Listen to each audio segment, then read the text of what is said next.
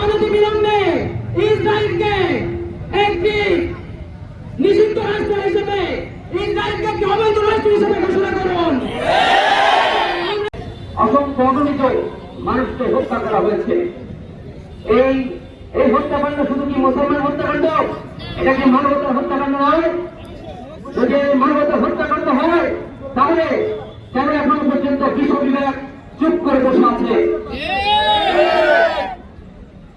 হাজার হাজার মুসলমান আজকে আহত অবস্থায় রয়েছেন।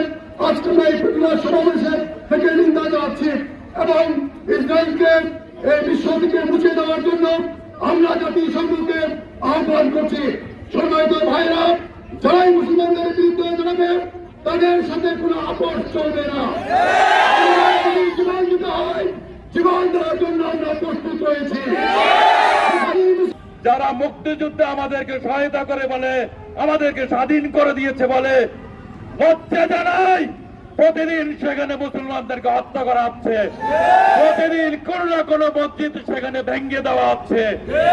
আমরা আমাদের এখানে হিন্দু ভাইয়েরা, বৌদ্ধ ভাইয়েরা, খ্রিস্টান ভাইয়েরা মায়ের কোলে বসবাস করে। রোহিঙ্গার সমস্যার সমাধান নিয়ে কথা বলেছেন, কিন্তু আমাদের ডক্টর ইউনূস সাহেব এবং জাতীয় সংঘের মহাসচিব আমাদের ফিলিস্তিনের মা বোনের আজকের এই নীরব নিস্তব্ধ হত্যাকাণ্ডের বিরুদ্ধে কোনো শব্দ করে নাই। আপনারা একটা লিস্ট রয়েছে, ইসরায়েলি পণ্য কি কি আপনারা জানেন। সমস্ত পণ্য দোকানদার ভাইরা আপনারা বিক্রি বন্ধ করে দেন। সমস্ত মুসলমান পণ্যগুলো কিনা থেকে আপনারা বিরত থাকেন। সারা বিশ্বের 200 কোটি মুসলমান যদি একসাথে ইসরায়েলি পণ্য বর্জন করে, কালকে ইসরায়েল আমেরিকা হাতে থানা নিয়ে ভিক্ষা করতে রাখতে হবে।